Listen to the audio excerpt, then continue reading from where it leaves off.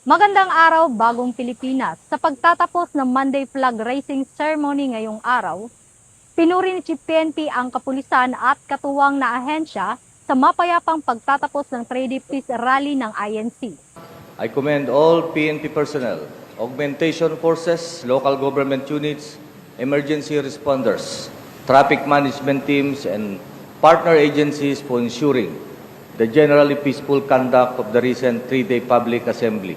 Your professionalism, vigilance, and restraint enable us to preserve public order while fully respecting the constitutional right of every Filipino to peacefully assemble.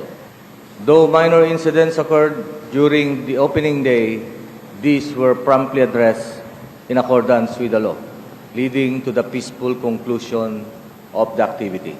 Mula po dito sa Campo Crame, ako ang inyong PNN correspondent, Patrolwoman Rezalie Umalay, nagbabalita para sa Police News Network, alagad ng batas, tagataguyod ng Balitang Pulis.